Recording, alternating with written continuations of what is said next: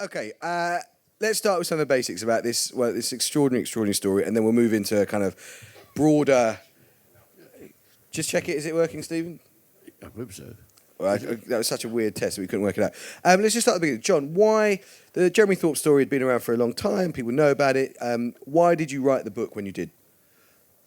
Well, one of the reasons was that I knew I couldn't write it when Thorpe was alive. He had Parkinson's disease for 35 years, so I kind of had to bide my time.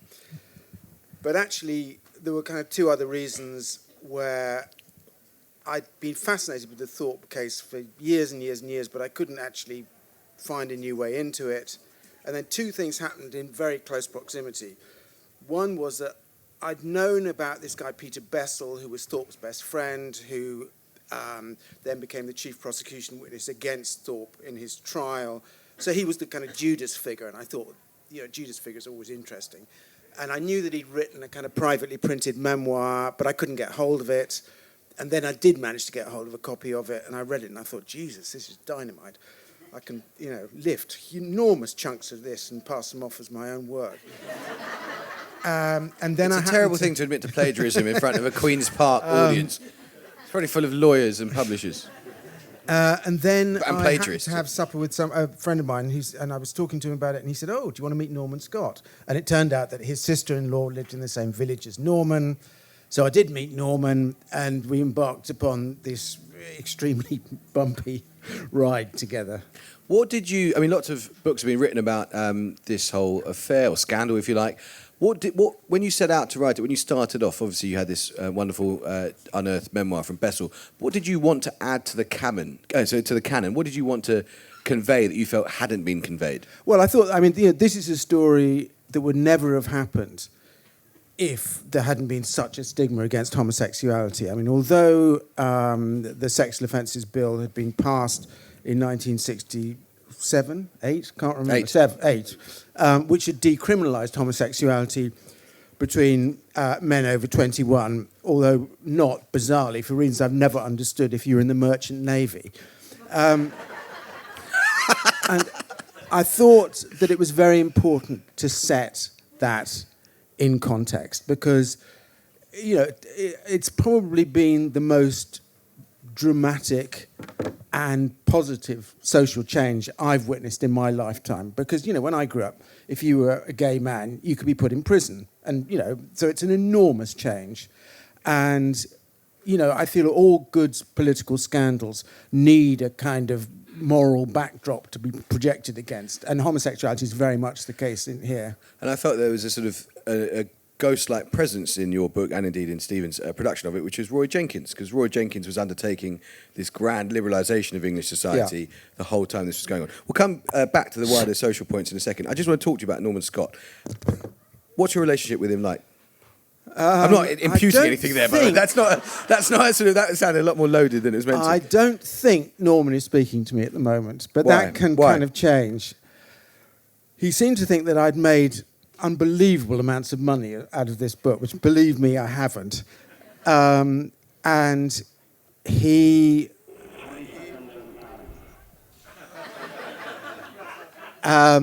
Are we all going to die in 20 seconds? Yeah, well, that's right. We can talk through it. That Kim Trump meeting suddenly accelerated, didn't it? Sorry, go on. As you know, Norman, feels one thing one day and then a completely different thing the next day. So he started off saying he hated the book and he felt terribly betrayed. Then he phoned me up about a week later and said he'd read it again and that it was the best thing he'd ever read. And then he now subsequently just reverted back to thinking it's all terrible. And, he loved the TV thing, then he didn't like the TV thing. So, it's... Okay. Stephen, when you...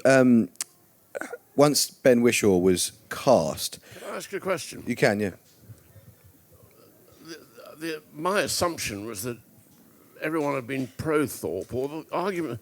Nobody had actually said that Norman Scott has not been lying for the last 30 years, and at some point that started to be said. Yes, that's certainly true, yes. And I don't know when that moment was, but there seems to have been a moment when the world's attitude to Norman Scott... Can you hear Stephen?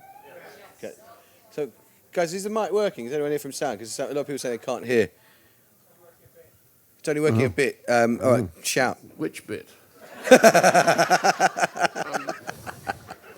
I mean, really, Norman Scott, the judge said Norman Scott lied, Peter Bessel lied, the hitman lied. The only person telling the truth is this dazzling, wonderful man, Jeremy Thorpe. Now, and this film disagreed with him, but at some point, the world changed in it. I mean, clearly, Peter Cook, when he did the sketch of the judge, disagreed with the judge. But the world changed its position on Thorpe. I mean, I know that at the time, everybody thought Thorpe was going to be found guilty, but he wasn't. And then it seemed to disappear and suddenly reappear that, well, actually, Norman Scott was telling the truth all along. Well, actually, when I was researching the book, and I would spend time with Norman, and every so often we would go to a pub for lunch, and it would be a bit of an exaggeration to say that everybody stopped talking when we walked in, but not entirely. It was a bit like a kind of scene from a spaghetti western, where it's Lee Van Cleef and that. Because he's then, Thorpe is still a much revered figure down in Devon. So Norman was the kind of vile harpy who brought Thorpe down. But also, Jeremy Thorpe was tried in a court and found innocent. Yeah. And have you basically taken a position that he was guilty? Yes. Yes. Do you feel slightly conflicted about the fact that a court of law, albeit with certain particular circumstances and individuals in it, and a jury came to different conclusions to you, with having done so with the benefit of contemporary evidence and all the rest of it? No. No. But also, actually, although, people endlessly talk about how biased the judge's summing up was at the end of the trial, which unquestionably was, but I still think that Thorpe would have got off without the judge's summing up, because Carmen, Thorpe's barrister, had proved that the three main prosecution witnesses, he'd shown that they had lied in the past. So the jury, quite understandably, thought, well, if they lied in the past, who's to say they're not lying now? Sure. Let me just ask you, Stephen, about Norman Scott. When you first had your discussion with Ben Whishaw about the character, what did you convey to him that you wanted him to convey about Scott? Because as you say, Scott, some people would say Ben Wishaw's, I'm biased. I thought Ben Whishaw was outstanding. I thought Hugh Grant was incredible.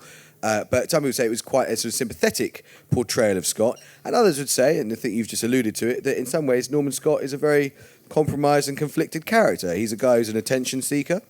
He's a sponger. He was an obsessive. And some people would say he was manipulative. What was your message to Ben Whishaw about what you wanted to convey about Scott as a character? I don't think we ever talked about that. That's what Rosie means.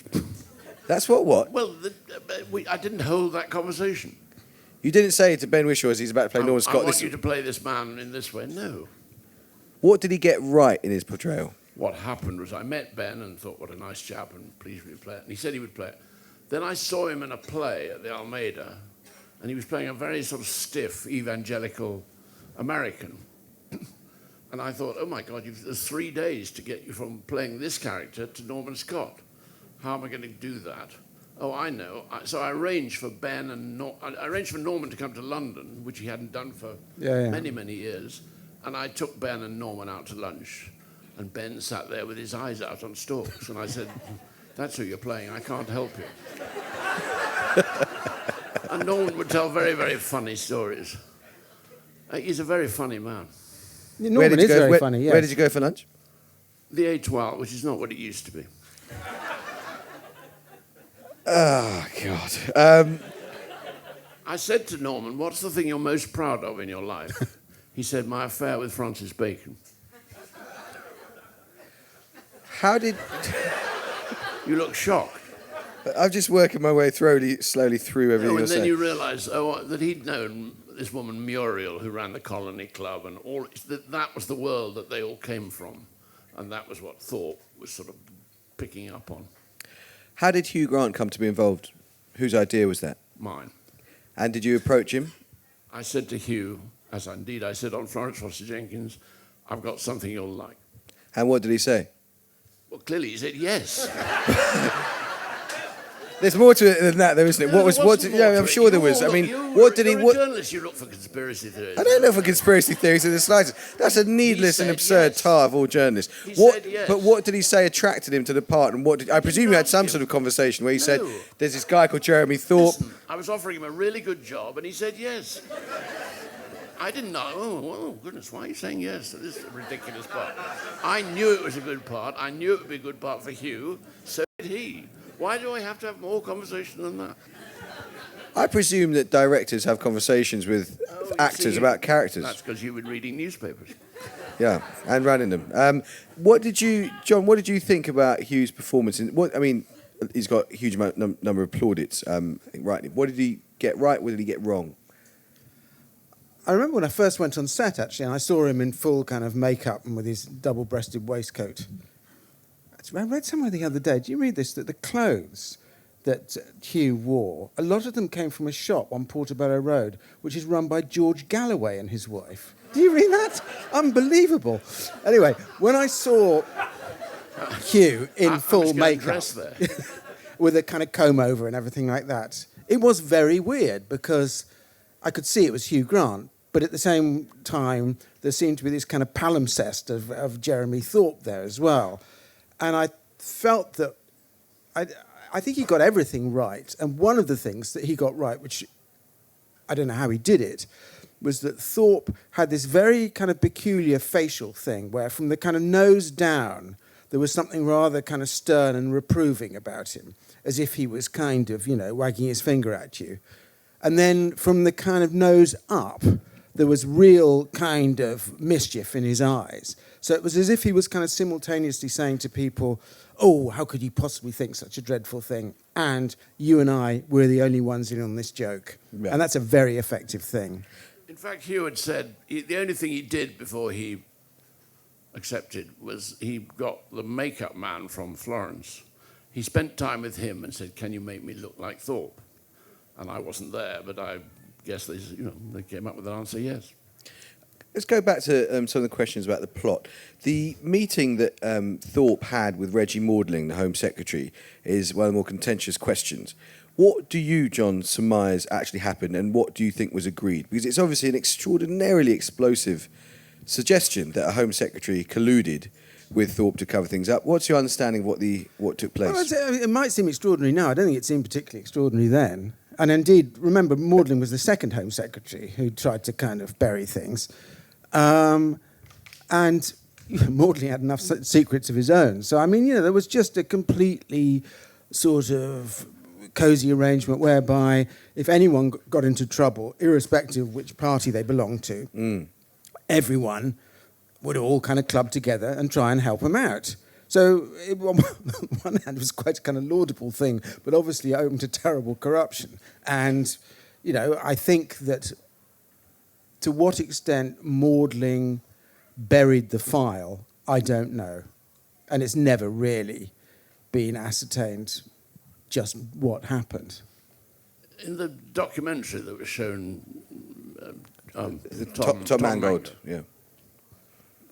There was this extraordinary Chief Constable from Devon. Oh, Streaky Bacon. Unbelievable. Gobsmacking. I would have thought that in all those early days with police, I could see that was sort of being covered up. This man is important, he's a minister, he's this, he's that. And that seems to have been why Bessel went to see Soskis. Yes, yeah. And then eventually Maudling. Wilson in his own way was trying to cover up for Thorpe. I'm sure that went on. I think that stopped when it all became... Hang on, why do you say that? Well, because I saw Tom Mangold's documentary. Yeah, and Marcia was trying to cover up for Thorpe as well, Marcia Falkender. Yeah. Why did Peter Bessel turn? Well, he felt that he was being hung out to dry by Thorpe, and so he felt very betrayed. And he'd idolised Thorpe in a kind of... in that way, almost as if kind of Thorpe was the cool guy in the playground that all the other children wanted to be friends with. And Bessel erroneously saw, well, actually not entirely erroneously, saw something of himself in Thorpe. And Thorpe was very good at getting people to, as it were, sweep up his shit after him. Very good. And, Bessel became the designated bag carrier. And then when Bessel was stuck in California and he was asked to come back, I think he did genuinely feel conflicted about it. And one of the reasons was that he felt that he had been very badly let down by Thorpe, one of which was that he felt that he might be in danger of being prosecuted unless he did go back and he'd been offered immunity from prosecution. And I think there was a third bit to it, which is that he knew he was dying and he wanted his day in the sun. Because he emerges very much as the hero of the Mangold documentary, doesn't he? He emerges as the guy with a conscience who really... Up to a point. I mean, I think that, as Bessel himself said, to Norman, I think, this is not a story in which anyone behaved well. But his moral trajectory was one of improvement, wasn't it? He went from being bad to trying to do some good. What do you think of that? Because he'd done that deal with the Telegraph, hadn't he? The Sunday Telegraph. He was the only man who could make all the connections. He'd been in the room when Thorpe had talked to Holmes about killing him. I mean, he'd been there when conversations about murder had been had. And he, I guess, knew the connection from Holmes to Le Mesurier to Deakin to the hitman. So he was absolutely vital. And so, in a way, he was the key piece they were looking for. They could, on the basis of him, they could make all the connections. Our attitudes towards homosexuality in Britain changed, obviously, a huge amount between the time of the affair, which was 61, 62, to the trial, which was 79. And obviously the law changed. Our understanding of mental health also has changed dramatically and did change dramatically in that time. What's your take on the mental health? Because it's a sensitive and difficult subject of Norman Scott. And would we describe him now in medical terms in a way we perhaps wouldn't at the time? I think that's true. Yes, I think we would. So how would you describe him? I keep hearing people use the word unstable. What's Norman's...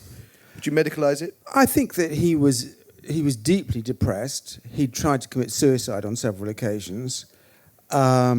He had been in one, if not two, mental hospitals, and indeed when he and Jeremy Thorpe first slept together, he was, he'd only just been discharged from a mental hospital. I think it was earlier that day, and he was completely sort of woozy on medication.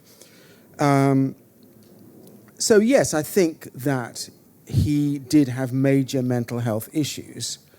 At the same time, I think that he played Thorpe very adroitly. Exactly. What were the areas, Stephen, in the plot which you found most difficult to manage because there was least agreement about what actually happened?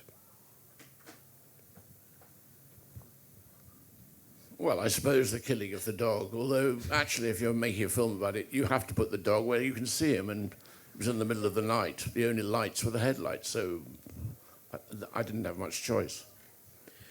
There was quite a complicated thing. At one point, Scott goes to live in Devon, in Thorpe's constituency. And I kept saying to the writer, this doesn't seem to be innocent.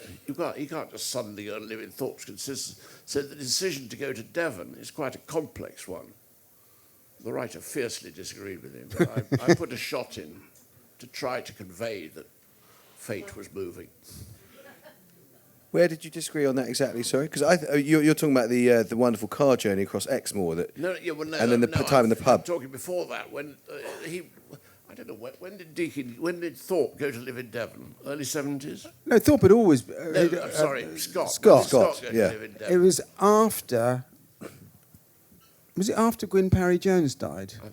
I think so. I think it was. I mean, so I just wanted to tease that. What was the point of disagreement between you two? You say you're the right. No, we didn't disagree about it. So I was completely. Right. With Sorry. Russell. Russell wrote the script. Of course. So that was all. It was just to do with emphasis and how much weight you gave to it. I mean, it didn't seem to me that he went to live in Devon completely innocently, or I didn't know how to show it in complete innocence because it was such a loaded thing to do. You were talking sometime about that if we were clearly down in North Devon, and people would speak very, very fondly of Jeremy Thorpe, and they'd point to a hospital and say, he got that built. At the same time, that Chief Constable of Devon, he gave the impression that many people in Devon knew about Thorpe, and I think they probably did, and sort of just shut their eyes to it, or, well, that's his affair. So who knew what is very complicated. I mean, I watched David Steele on television the other night. It seemed to me he was simply lying when they asked him, when did you know that Thorpe was a homosexual? He said it was very late. That's not my sense. I think he knew very early on. Why do you think he knew very early on? Because it's very funny. When the Welshwoman writes to Hewson and takes Scott up to Parliament to meet Hewson. Hewson is the Liberal MP, right, who didn't get the leadership when Thorpe did. Yeah. And there's then an inquiry in the Liberal Party. My God, there are Liberals here. They'll know the truth. Yes. In fact, in the film, Steele and Hewson interview Scott. In fact, Steele interviewed Scott by himself, and somewhere there's a story that Steele said to Thorpe, well, Scott, well, what did Thorpe say to you next morning? And Scott said, how do you like your eggs? At which point Steele knew that he was talking the truth. No, that's what Steele said to me. He said that was the kind of crux moment as far as he was concerned. When he heard that line, he knew that Scott was talking the truth. So why on television he said that he didn't know about Thorpe being gay perplexed me. Let's zoom out a bit. What did you, as an author coming to this, try to reveal, not just about a very English scandal and about a very remarkable political tale, but about how England had changed over the course of Jeremy Thorpe's career? It is, as you said, this period of great liberalisation. The way in which, Stephen, you made the programme, it was shot all around England. I don't know the technical term, but those sort of moving, when the fonts came across the screens, you moved date and location. It had this kind of crime caper kind of feel about it. What did you try to reveal, John, about the changing nature of England over the course of Jeremy Thorpe and Norman Scott's very long I wanted to try and make this story as interesting as possible for people who didn't know about Thorpe, who'd never heard of Thorpe. So in one sense, I was kind of going for the youth vote. And you only have to look around you today to see how triumphantly successful I've been in that respect. You've got a pretty young audience here. But I did feel that it was very important to show how British society had changed and to come back to the whole, the question of homosexuality, which I thought, it was very important because context. But I went at it with a slightly heavy heart because I thought it's going to be a bit kind of, worthy and probably quite dull. And then I started reading about the passage of the Sexual Offences Bill, and there was this extraordinary man. He and his wife keep badgers, and people have to, wear gumboots to their house because the badgers bite people and give them ringworm on their ankles and stuff like this. I thought, Jesus Christ, this is even funnier than the other stuff, But I know calling it very English is quite a difficult thing when the idea of England is so unfixed. It changes so much, between 1961 and today. So what was it that made it very English? Well, I think that it's, to some degree, the kind of Ealing comedy aspects of it make it very English. But I also felt that if you strip away all the Ealing comedy aspects from it, what you have is, I hope, a rather touching, poignant story about friendship betrayed and, a love affair gone wrong. So there's there's something there that gives it emotional resonance. Yeah. Stephen, can I talk to you about England? How did you try to depict the changing mores of English society at the time? Well, I don't think I did. I don't remember that arising. I remember the times very, very clearly. the 60s, the 70s. It seemed to me that you had to create those. I never was asked to create the change between now and then. I didn't mean to be difficult. Stephen Frears admitting that he didn't mean to be difficult is quite an amusing midpoint of our chat. I think we'll go to audience questions. I think that it did have a very kind of, it had almost a comic feel. I mean, it had a comic, yes, it always had a comic. Yeah. Guilty. But that was always the thing. I mean, I remember when, I can't remember if you were there, when we first met Russ, I first met Russell Davies at the first time. And, you know, what I liked and he liked about the book was that, you know, it was funny, but there was something darker going on. And it was so, you know, I wanted him to catch the tone of the book, which he did absolutely. Yeah. Just one final question about plot before we take some questions. I didn't understand from your book or from the Stevens production, was it just extraordinary bad luck for those who thought was guilty that there was such a biased judge? I mean, was that just how judges spoke at the time? Was it just a very, very eccentric, out-of-character thing? I mean, it was such an extraordinary summation, even by the historical standards. Was that, again... I mean, Tom Mangold made his film when the BBC said destroy it, when they found his film was based on the assumption that Thorpe was guilty. London Weekend made a film, and John Burt said he got a bollocking because they'd spent $200,000 making a film that couldn't be transmitted because it hadn't occurred to them that the judge might... It's quite complex. You know, there was a case afterwards. Geoffrey Robertson, the lawyer, one of the jury wrote a piece saying we found him guilty because of the deal with the Sunday Telegraph. That if Thorpe's found guilty, you get double the money. The stuff, it's in the film. And the jury said we were very, very shocked by that. And in a way, that was what really said, oh, fuck it, let's find him not guilty. Because that is such a pernicious thing to do, pernicious from the Sunday Telegraph. And then he was prosecuted. And I think Geoffrey Robertson defended him. That's how it all started. And in fact, the law was then changed that a juryman couldn't speak. I don't know why I'm telling you that story, but you'll... Do you know, I don't know either. Think what an easy chap I am and what a friendly fellow. I'd never thought that, Stephen. Tell us about the judge. How did you handle? What explains that astonishing summation?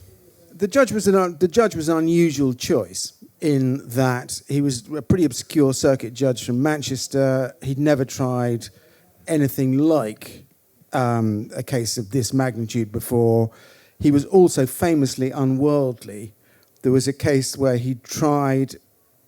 there was a man who'd been a tractor driver or worked on a farm, and the tractor had turned over and basically castrated him. And the man sued for damages. And Cantley, the judge, said, well, are you married? And the man went, no. And Cantley went, well, you've got nothing to complain about, have you? So, I mean, he was a very peculiar choice. So, and there was a sort of, again, one of those sort of strange sort of things whereby the Lord Chancellor did tend to kind of parachute judges in when politically sensitive cases, that you would quite often find a judge who'd be parachuted in who was more likely to be sympathetic to the prosecution. In the Jeffrey Archer trial, who went on and on about... Yeah, about is she not fragrant, all that stuff. Yeah, Mary Archer. Yeah, exactly. Yeah. How did Patrick Marber come to have a role? He's a friend of mine. Good. He was fantastic. And by the way, if you don't know, if you look at old Alan Partridge videos on YouTube, it's amazing how frequently Patrick Marber pops up, which a lot of people don't know. Let's take some questions. Oh gosh, lots of questions. Have we got mics? Yeah. Or we could just shout. Is it going to speak? Okay, gentleman there with the glasses. Yeah, hand up. Yeah, check shirt. If you were a member of Jeremy Thorpe's Liberal Party, do please say as well. I was. That was my question, really. A wonderful piece of work. Thank you. Fantastic, thank you. How the hell do you make sense of Thorpe? I mean, what the hell was going on? This driving ambition, but he joins the third party, who are never going to be in power. Yeah. and this self-destructive urge, Yeah. you know, writing notes on House of Commons notepaper Yeah. to the gay lovers Yeah. In the early 60s. Something was going on with this man. Well, yes. I mean, he was. I mean, we're all riven by contradictions, but I mean, I remember seeing. There's quite a famous photograph of the then three party leaders standing at the cenotaph one Armistice Day in sort of '69 or something like that, and Harold Wilson and Ted Heath are wearing what used to be called lounge suits. And they've got these sort of grey, puddingy looking men. And Thorpe is in full kind of Edwardian morning dress with a top hat. And you think, this is the man who was supposed to be the leader of the most socially progressive party in the country. And he looks like something from a panto. You know, it's very peculiar. And so there are all these, you know, extraordinary contradictions. As you say, he was a kind of natural conservative, really. So why did he go into the Liberal Party? I think David Lloyd George had been a big friend of his family's, and I think he had got this kind of ludicrous and romantic idea that he was going to help lead the Liberals back to, you know, their former ascendancy. And I think that he was, you know, he wasn't a humbug in lots of respects. I mean, you know, he was very against apartheid at a time when an awful lot of people, including Margaret Thatcher, thought it was a rather tremendous kind of blueprint for, you know, society. So, you know, the trouble is I can't answer your question. I can only just kind of agree with you that he was fantastically conflicted. Stephen. Ask Hugh Grant.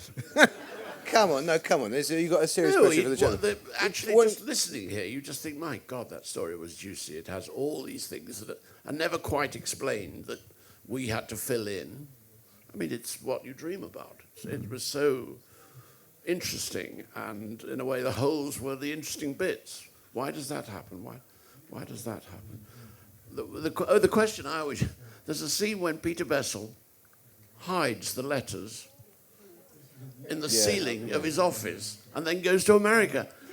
And you think, what was going on in his head? I mean, I promise you, I have no explanation for it. But he did it. And eventually, the builders knocked him down, and there came the letters, and that's how it all came out. But don't ask me why he did it. Dottiness. I mean, I have no explanation. Yeah, just gentlemen, two in front with the glasses and blue T-shirt. Yeah, and I'll try and get through all of them. Yeah. I had the joys of making a documentary in the 90s about this, John, you know. Early on in it, the cut, Thorpe was black and Scott was white in terms of the morality. And the editor came in and said one day, I think you've got this wrong. And that actually Thorpe picked the wrong guy to shag, basically. So if you were to sort of give both of you, your assessments of them morally, where do you stand? You go first. You're better on moral questions than me. I'm glad he's better on some questions. I don't know.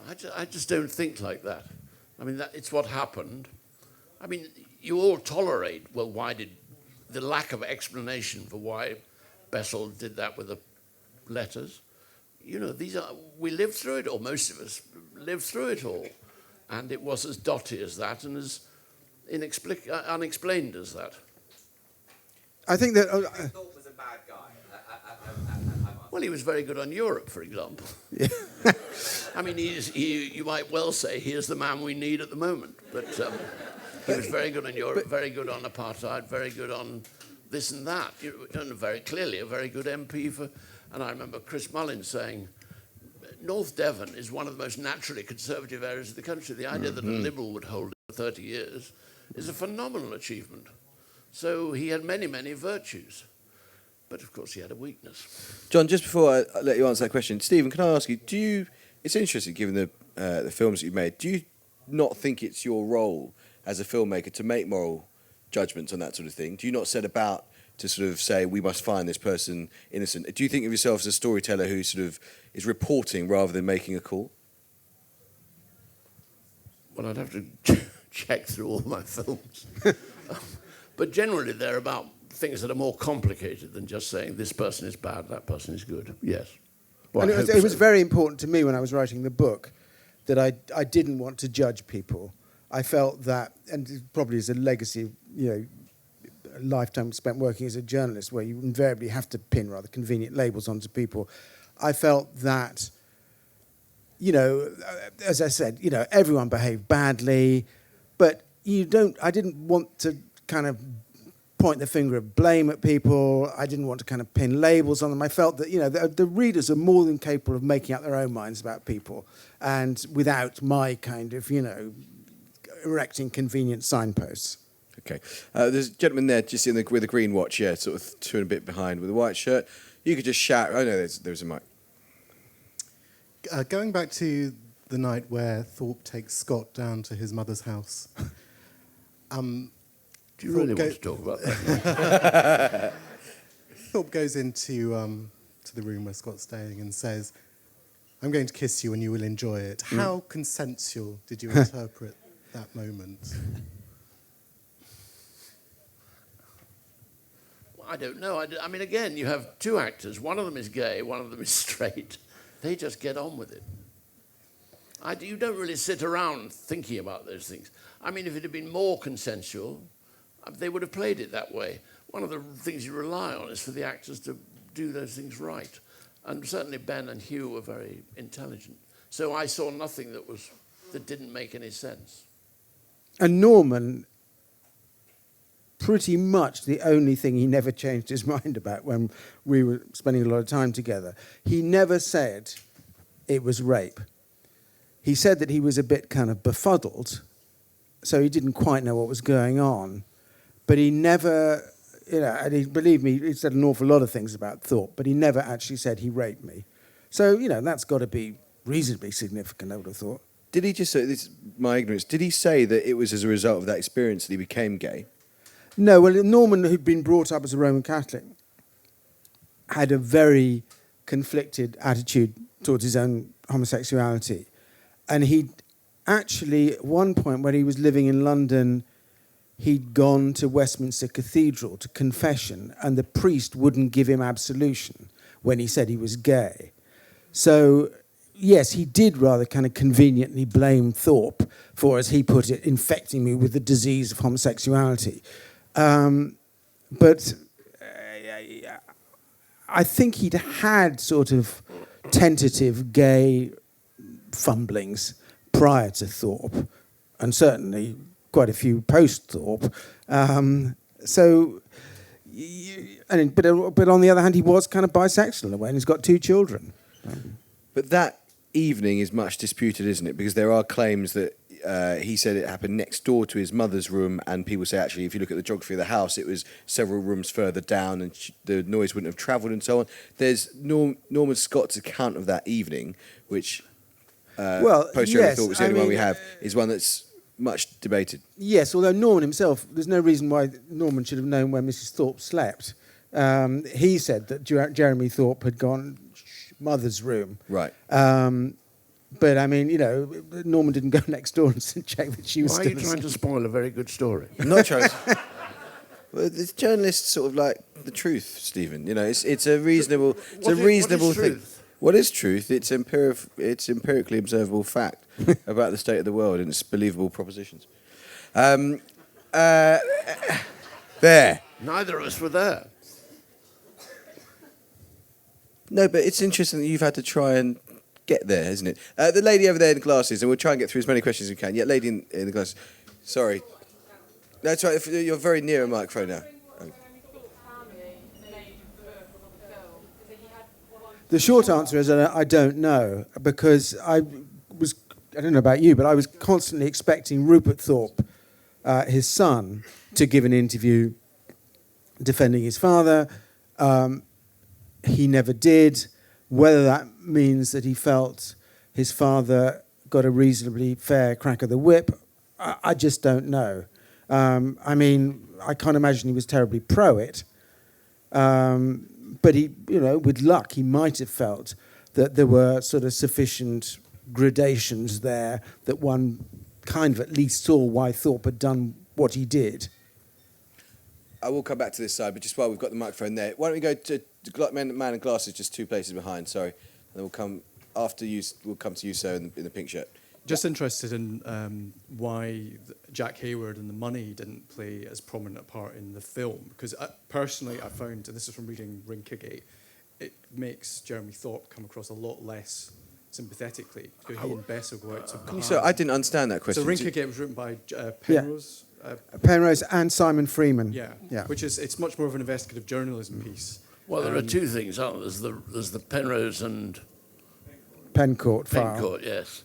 It's incredibly complicated. I mean, I actually rang John up and said, when you decided to leave that out, did you have a bad night?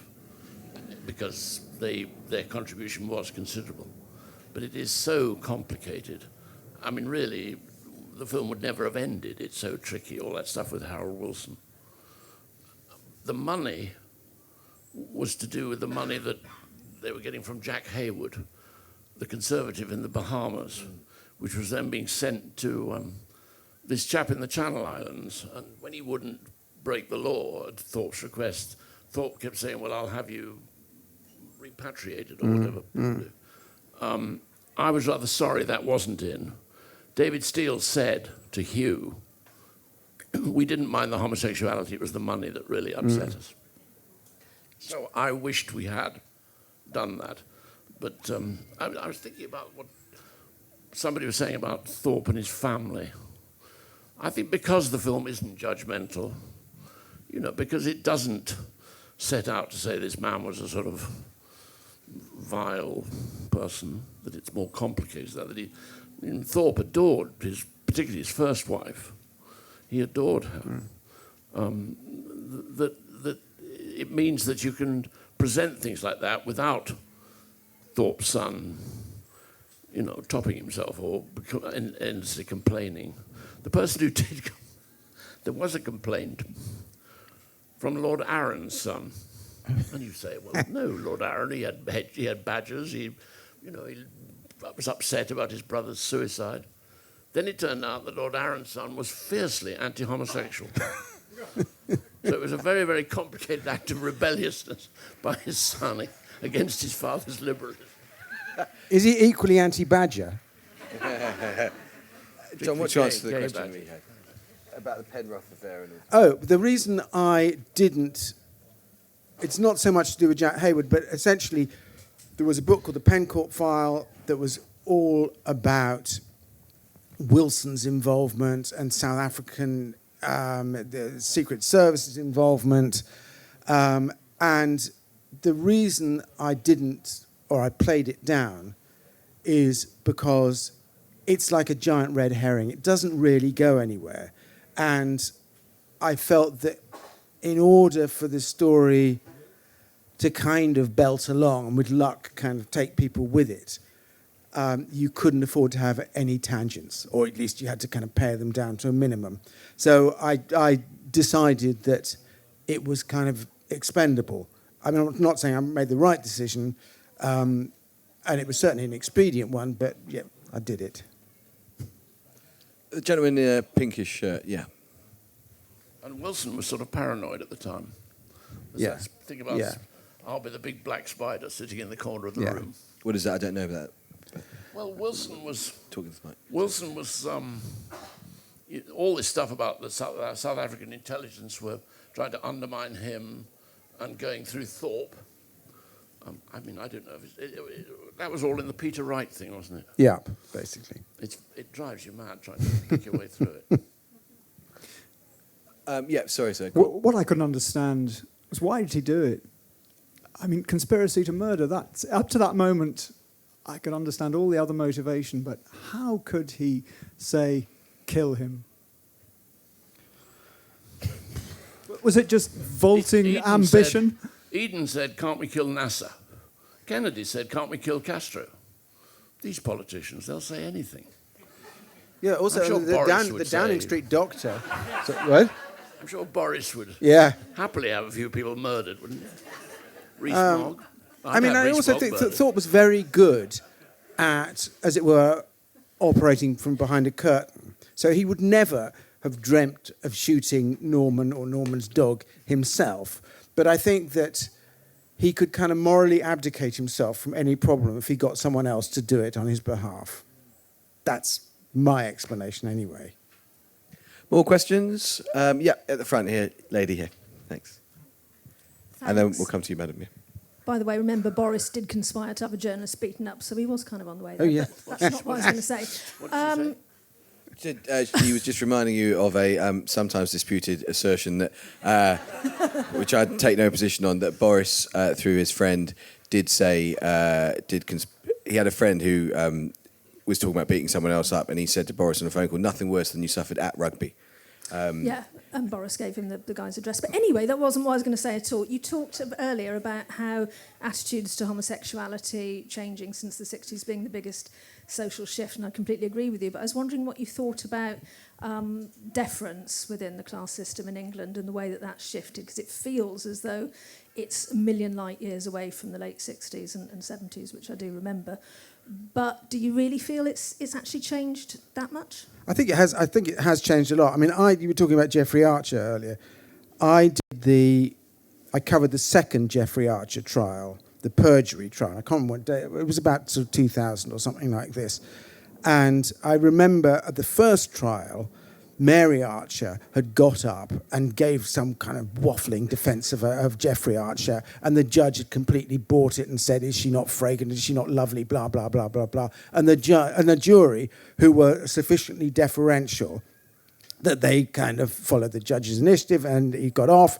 And the second trial, which was only, 8-10 years later, Mary Archer started doing the same thing again, very kind of high-handed defence and everything like this. And I remember looking over the jury box, and they were sniggering. And I thought, this represents a kind of fundamental change in British society, which is, not that deference has gone away, because it plainly hasn't, and we're still, wildly class-obsessed and all the rest of it. But nonetheless, that kind of slavish kowtowing to somebody who was deemed to be one's social better, I think that has gone away to a pretty large degree. One of the few things that I'm sympathetic to Theresa May about is her dislike of the public school boys under whom she served in the cabinet.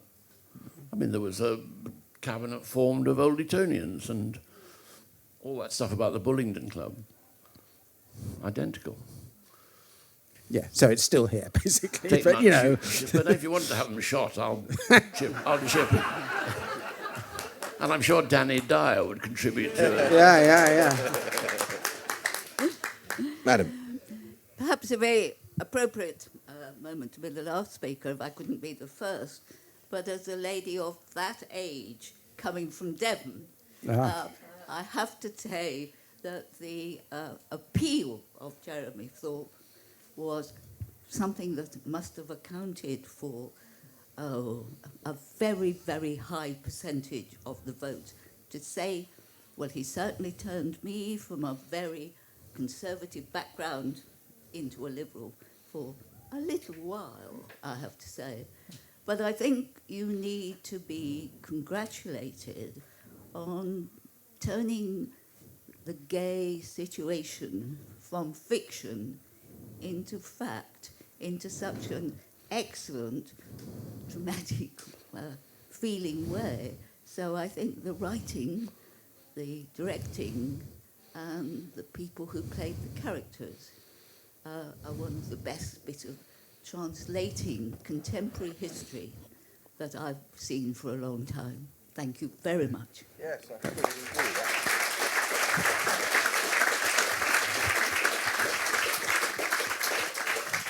You don't have to say anything at this point, but I suspect you'd quite like to. No, but I remember being told by a very distinguished Liberal who'd gone canvassing with Jeremy and that he was quite extraordinary. He knew everybody, he knew about their grannies and their ingrowing toenails and remembered it all. And clearly the people of North Devon adored him, which is why he was returned. Questions? Other questions? Yeah, gentleman right at the back. Thank you. If anyone else have a question, please put your hand up so we can sort of coordinate it. Hi. I really enjoyed the montage that you did at the end, where you sort of showed Jeremy Thorpe and supposed fictitious encounters that he may have had at that time, some of them ending sort of quite violently. And I just wondered, how did you come about putting that in, and why at the end and why not at the beginning? And just when sort of you've taken the audience one way, it sort of brought them back another just at the end. So I just wondered how that came about. And if I think there was a black man in there, wasn't there? He had a. Did he? Am I Yeah, I going think right? there He was. had a, you Yeah, put in a. there was. Yeah. No, It was him. did you play the part? No, gosh. You never know with these damn scandals. The screenwriter, not John, the screenwriter, it really came from him. It's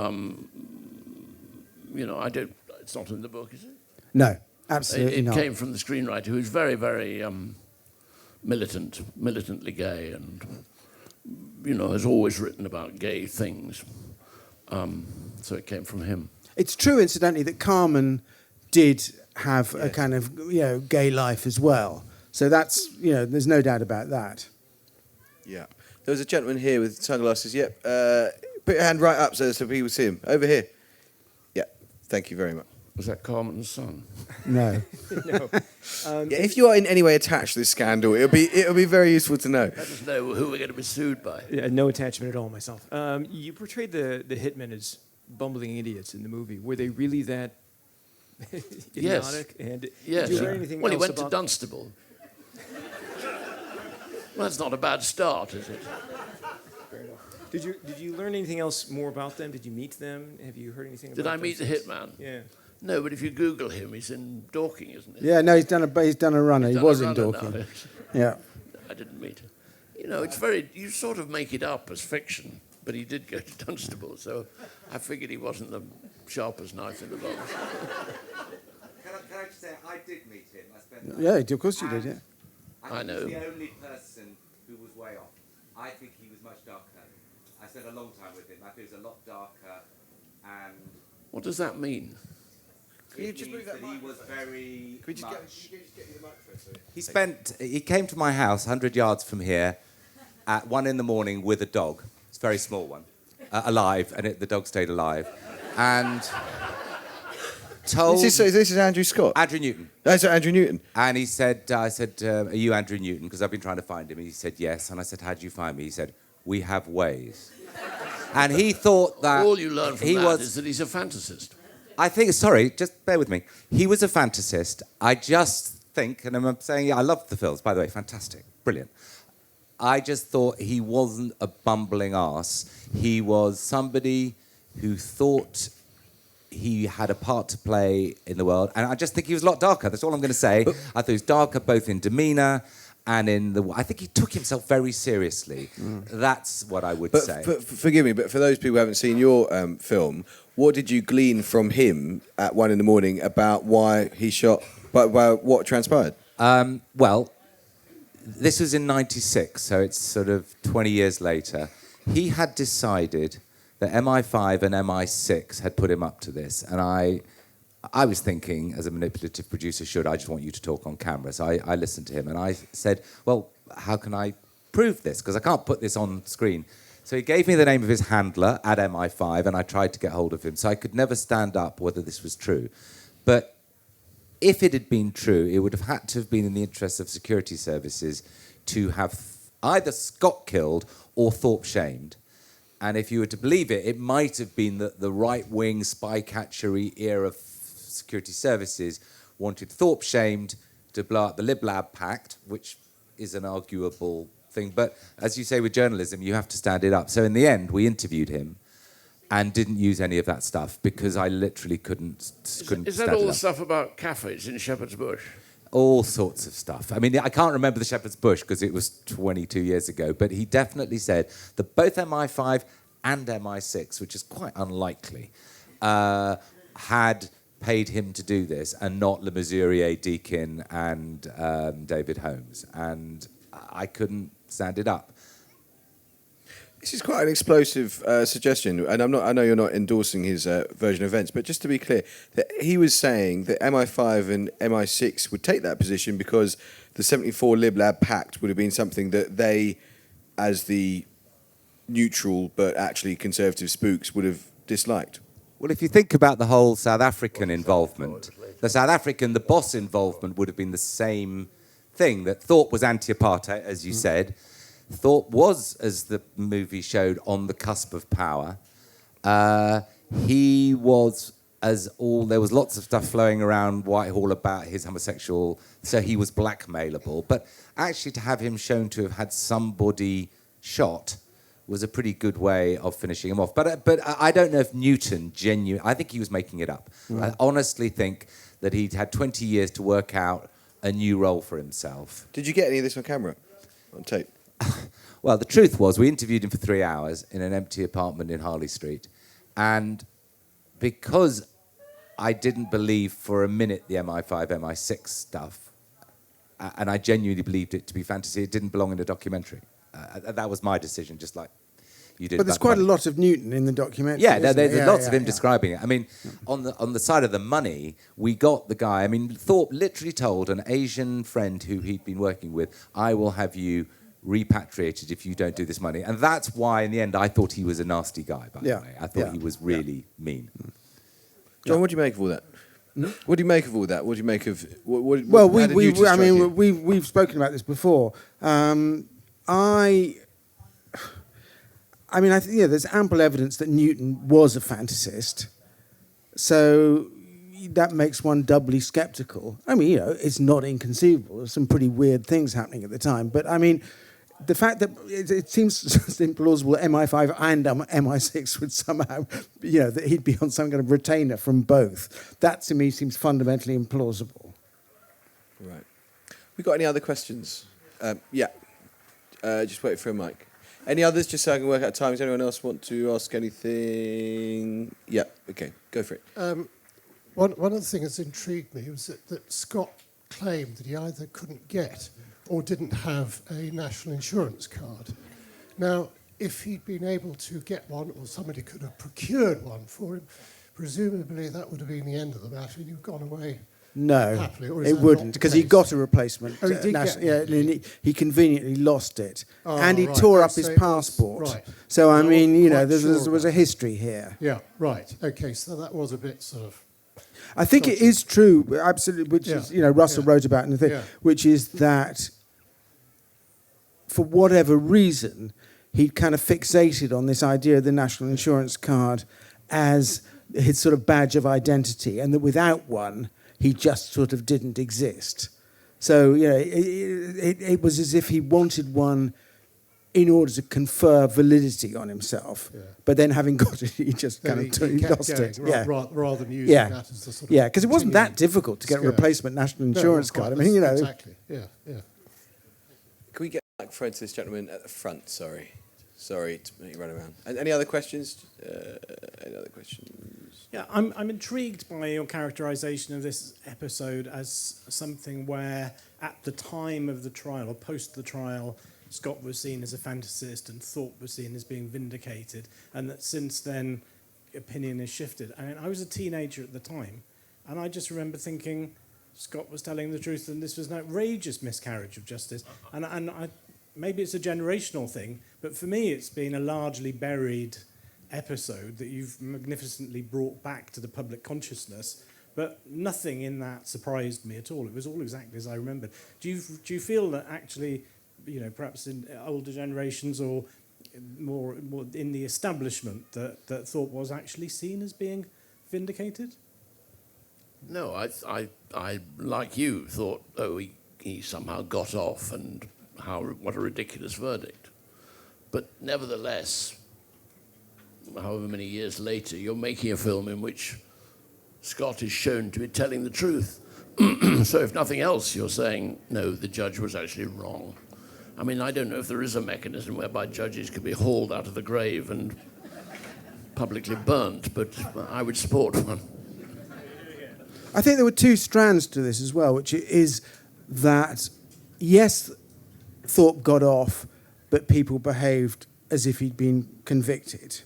But that didn't mean they thought that Norman was necessarily telling the truth. Norman, for years and years and years, was regarded, in a very kind of homophobic way, as a sort of, as being hysterical and therefore unreliable. But actually, in all the time that I spent with Norman, I he never really, he told the truth, actually. He told the truth. There were one or two tiny things I thought, either I don't quite believe this and maybe your memory's a bit fuzzy or whatever, but on all the kind of key things, I was able to stand up what he said. Go on. There was tremendous homophobia at the trial.